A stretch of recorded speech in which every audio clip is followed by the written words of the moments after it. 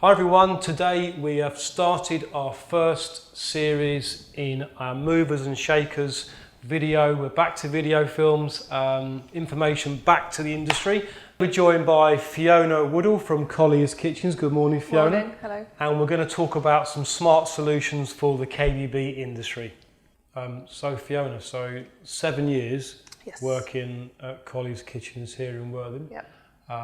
How did you get into kitchens and why? So I went to uni in Nottingham. I went to Nottingham Trent University and I studied product and furniture design.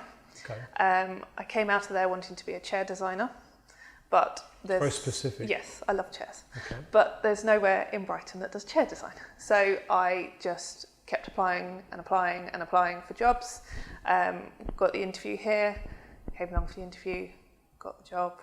7 years later, here we are. Connotation of designing kitchen. Yeah, I did in my gap year as well. I worked in consulting engineers. Okay. So I had CAD experience as well.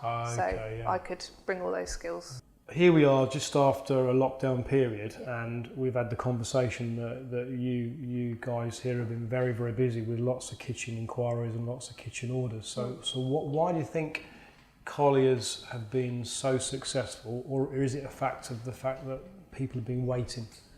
I think it's a combination. So Colliers have been here since 1935. We're a fourth generation family business, and Worthing is a small seaside town. They like family businesses, they like the reputation that comes with it, and having been in this position for so long, everyone sort of knows we're here. So do you think remote designing could work for retailers? It could if you're really tech savvy. A lot of our customers are sort of an older generation, so they're not quite cut out for that sort of side of things. Okay. I think they prefer the more sort of interactive, immersive side coming into the showroom. Yeah. So yeah, it just sort of depends where you are. Okay, and then we've come here today, and as we would expect to, we've had a face mask on entry. Yep. We're socially distanced talking today. We've used a hand sanitizer. So what else can you do when a customer comes in to make them feel comfortable to make that dream kitchen purchase? Yeah, so since we came back in May, our showroom is locked. It's on appointment only basis. So we only have one lot of customers in at a time. Right. So we can manage the number of people in the showroom and maintain that 2 metre distance. Okay. So We've that's also almost like making a customer feel special, isn't yes, yes. So it's a real unique experience for them, making them feel special and sort of like the sole feature at the time. We've also got the new the QR code, so they can check in when they arrive as well. Yeah. Hand sanitizers dotted around. We've got face masks to hand. Yeah. We've cut back on the refreshments at the moment, just to prevent any germs travelling. Being by appointment only, have you found less frequency of customers, or the same as you'd normally expect? Probably the same. Yeah. Okay. It's helping us to maintain and monitor the workloads as well. Where we have been so busy, we can schedule them far enough sort of ahead to give us enough time to get through everything before we start the next one. So it's a lot better than if the door was open and they kept barreling through the door. Yeah. We would be about 6 feet under by now, I think. So we project manage our jobs from start to finish. So the designer you meet when you come in is that designer that will see you through right to the end. Project. Yeah. From day dot to the end. Everyone in the business as well is aware of every job that's going on. So we tend not to take holidays during installations, but if it happened, someone else would know, like Clifford Collier would come in and he would go to the site and visit everything. So we have that personal experience going through it all, and I think that's what interests the customers coming Right, so to you here. would explain that to a customer quite quickly up front, and that you think is possibly different from most other retailers potentially? Most chains, definitely. Yes. Independents maybe not so much, but definitely chains. And when they ask what makes us different from those companies, we always say you get that personal experience. You don't chop and change between people. Okay. We are your port of call. How are you experiencing good, bad or indifferent the supply chain? It's a challenge at the moment. So a lot of companies are working to sort of 6 to 10 week lead time on their supplies. So we're having to say to customers, certainly those that are placing their last minute orders now before Christmas, that we need your confirmation on your appliances now, maybe before we've signed off the kitchen. Okay. They'll have placed their deposit so that we can then get those appliances in and hope that they're in time. Okay. Otherwise we've got, at least they're aware of the situation. But So then communication. Yeah, communication. So what is advice important. could you give a manufacturer or supplier at this time to help retail? Pick up the phone and tell us what the lead times are. And if something gets knocked back, we need to know. I had an experience last week with a product that's been delayed once already. Yes. Was checking it again, ready to book the fitter in for the Friday. And they said, oh, sorry, it's delayed until the middle of October. Right. But there was no communication. Right. So you'd rather hear the bad news up front so you can then react to that. Yeah. That's your advice for the Absolutely. supply chain. Don't leave us to find out and have that awful conversation with the customer. We need to keep that chain going to keep the communication up. And are consumers, customers generally understanding if they've got the information that it's due to the general situation, then generally, they understand it? There's the odd one that doesn't, but generally, yeah. Okay. So then if you come into the showroom now, and well, obviously it's supposed to sound a beautiful kitchen and some lovely reflective colours. What do you think now the trends are in the marketplace for what people are searching for, what they're asking for, that's this year's trend? So certainly warm colours in the house. People are looking for a warm and inviting room. Blues and greens, and I've certainly seen in some of the magazines now people are going for pinks and sort of rose golds and things like that. So do you think somebody would have a full pink kitchen potentially? Maybe sort of certain areas of it, sort of break it down into zones. Actually, I had a customer last year, they went for 2 shades of blue and then they put pink tiles in the background. Oh, nice, so shades of in that kitchen. Yeah, so nice, really nice sort of so customers are becoming more adventurous potentially. Yes, I think so. Years ago you'd have like a light oak or a medium oak cathedral arch kitchen. White. And that was the option, or a gloss white, absolutely. Yeah, they're certainly getting a bit more adventurous with them. And seeing that colour while it's colour, it can still be a neutral colour, and you can make it last a long time. Here's a great question for you. What's the most common kitchen that you're replacing in this local market? The cathedral oak. Oh, it is still there? Yeah, and some magnolia shakers as well. Oh, yeah, no surprising. Yeah. Okay, yeah. No problem.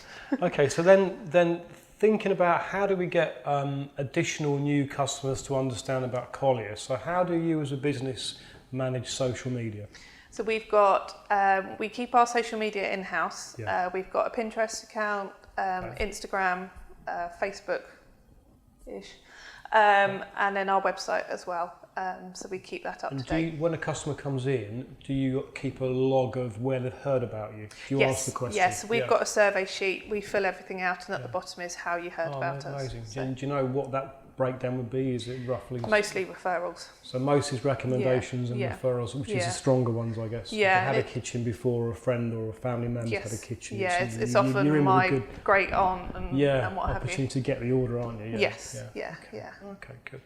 So if we can just move on to a little bit about you more personally now. So obviously we're very aware that you've been involved with the foundation degree course, design course in Bucks University, and I think you've finished your 3 years now. I'd love to talk about that if I can, to share some information to people watching about where they could find out about that course. And what sort of modules did you cover over that 3 years, and how has it helped you in today's environment? So I heard about it, as I say, 3 years ago. Where did you hear about it? I heard about it in the KBB News, I think. I applied for a BSH scholarship. Okay. So what sort of modules would you cover over a 3 year period in terms of kitchen design and kitchen sales? Yeah, so first year we did sort of the different areas of the kitchen, so everyone had a module. So I had sinks and taps, there was materials and worktops and hinges. So you were a sink and tap expert? No. That's a quick no. So we then had to collate loads of information, which we were then all supposed to get a copy of. So we had a Bible. So the key modules that from the course, so we did sort of details of the kitchen in the first year and a small design materials project. Second year we had a fictional couple, and then with a budget, and we had to design a kitchen to meet their needs. That was really interesting, and we did marketing as well. Was it a challenging area that you had to perhaps go over some obstacles or obstructions? It was a small budget. Oh, just a small budget? Sort of 20 grand, 25 grand. Okay. So, and they wanted a lot, yes, but they wanted a lot in that kitchen. For that budget, yeah. Yeah, they were chefy people and wanted a lot of sort of steam ovens and things like that. I see. And then, we did marketing. We had to do a presentation on marketing on a company, so we had to research kitchen companies and do a marketing presentation on them. Right, this is kitchen manufacturers or kitchen retailers? Both. And then in final year, we did project management with Rob Mascari, which was really interesting. And taught me quite a lot of things. I mean, we do a lot of project management already, but there were a few things that I brought into play in my everyday role. A few tips and good suggestions. Yeah. Okay. And then we had a big, mega design project that was to design a community space with a kitchen. Yes. It was enormous. Yes. And a real challenge. It's a vast area. How do you segregate the area up and absolutely practical zones? And accessibility and things like that. So So the things that you've learnt over those 3 years, I guess when the customer comes in and you're talking about their requirements or needs, you can port the things you've learnt into their projects. So and would you suggest that's potentially got you an extra few orders from doing that? I think so. Yeah, it's given me more confidence to sort of sell myself and sell the project to them. And not feel, Is there a part of that 3-year course or a particular module that you enjoyed more so? At the time, I didn't, but looking back on it, I really enjoyed the big design project from the final year. It was this big area. It was a real challenge. The research was key. I did a community centre based around younger people suffering from loneliness, so bringing them together. And it was really interesting understanding about that. Apart from the course you've just completed, where else do you think somebody could go for training on design or training on sales skills? Do you think there's enough information about courses like that? I don't think there is. Certainly more promotional things need to be done about that. It wasn't until today that I learned about the sales course that yourself runs. I know there's the Renee Mascari course, which I would love to do, but is it Nottingham? That's correct. There are things out there. It's just finding them. It's back to communication. So your advice could be that if there are training providers out there that can offer courses for the catering sector, they need to talk about it more. They need to sing from the rafters. Why do you think that people in the industry need training? What are the reasons I think they'd like that? Training qualifications is key. I mean, anyone could walk into a chain and say, I'm a designer, but you're not. You're putting boxes in a room, in my opinion. To be a designer, you need those experiences, you need that training, you need those, not necessarily qualifications, but certainly those sort of group gatherings to learn and develop and grow. To learn off each other, you're saying, definitely. Notes, certainly all my course mates from the 3 years, we all still talk to each other, we all still communicate, and we all still ask questions and advice to each other. And I think we'll keep doing that for years to come. So you've created your own network, and Absolutely. then you can ask, so let's say one of you's got a challenge or a solution that's required, you can swap. Or we need a supplier for a certain thing, for that, then we ping a message and ask. So It also becomes very social. Yes, even if we are at opposite ends of the country. Perfect. Do you have any thoughts or ideas about the future of kitchen retailing? Is there anything you think might change? Yeah, I think they need to become more immersive, more interactive, rather than sort of a stale showroom. Sort of certainly more things to play with and engage with. Not necessarily VR or anything like that, but maybe come along and do a little cookery class or something like that to really get involved in the feel of the movement and the space. Absolutely. Innovation too, potentially more innovation changes and storage solution options. And I think Day True are really good at doing that. They're really current in doing that experience. So someone sort of, it'd be a good thing to learn from them. Sort of as you say, a more immersive experience. Most of my customers are, I need storage and I need storage as far as I can get storage. yes, they still need to look nice. Yes. But behind the doors, it needs to be functional, Okay. And a lot of people So have most customers are opting for pull-out rather than opening a cupboard and going into a cupboard. Definitely, if they can, definitely more pan drawers and Pan pull-out drawers, larders yeah. and things like that. So you're seeing more of a trend towards less sort of high-line units and more pull-out drawers. Yeah, and I storage think solutions. it adds longevity as well. So Okay. it makes it more inclusive for all the generations as well, having all the Yes, pull-outs. yes. As we sort of come together, and you've got Granny living with you and all the rest of it. Those accessible kitchens make it suitable for all the different generations. I guess it's an easy conversation to have. Which would you prefer, given the two options? Yes. Budget pending, of course. Yes, absolutely. Or yes. Budget considerations. Yeah. Thinking about your career in kitchens, Mm-hmm. I ask us every time we finish a little chat, is can you relate a very amusing story that we can all learn from your past? I mean, my very first experience with the customer presentation, it was the first one I was doing by myself. Mm-hmm.